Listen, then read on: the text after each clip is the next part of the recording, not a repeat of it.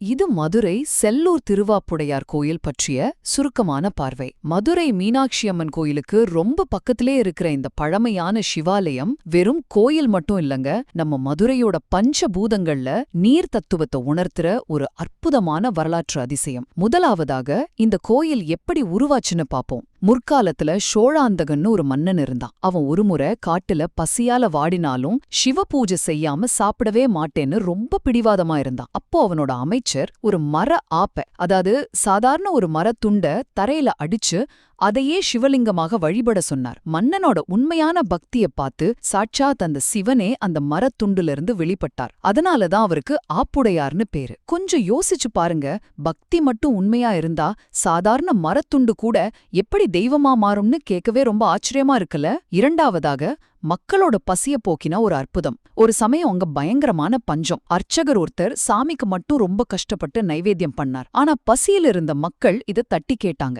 உடனே இறைவன் அந்த அர்ச்சகரை வைகை ஆற்றுக்கு கூட்டிட்டு போய் அங்கிருந்த மணல அப்படியே சுட சுட சோறா மாத்தி மக்களோட பசிய ஆத்தினாராம். இதனால இவருக்கு அன்ன வினோதன்னு இன்னொரு பேரும் இருக்கு. இக்கட்டான சூழ்நிலையில இயற்கை எப்படி நம்மள அரவணைக்குங்கிறத இந்த புராண கதை ரொம்ப அழகா காட்டுது. இறுதியாக, நீருக்கும் செல்வாக்குக்கும் உள்ள தொடர்பு. புண்ணிய சேனன் ஒருத்தன் தான் அகங்காரத்தால எல்லாத்தையும் இழந்துட்டு இங்க வந்து மனமுருகி வேண்டி தன்னோட பார்வையையும் செல்வத்தின் கடவுளான குபேரன் அப்படிங்கிற அந்தஸ்தையும் திரும்ப பெற்றான். பஞ்சபூதங்கள்ல இது நீர்த்தலம். லாஜிக்கா யோசிச்சு பாத்தீங்கன்னா, தண்ணி எங்க இருக்கோ அங்கதான் அங்க செழிப்பு இருக்கும். அந்த உலக உண்மையத்தான் இந்த குபேரன் கதை நமக்கு உணர்த்துது. வரலாறு, பக்தி, அப்புறம் இயற்கையோட தத்துவங்கள், இது மூணும் சேர்ந்த திருவாப்புடையார் கோயில் நிச்சயமா நம்பிக்கையோட ஒரு மிகச்சிறந்த அடையாளம். அடுத்த முறை நீங்க மதுரைக்கு போகும்போது மீனாட்சி அம்மனை தாண்டி மறைஞ்சிருக்கிற இந்த வரலாற்று பொக்கிஷத்தையும் கட்டாயம் தேடி போய் பாருங்க.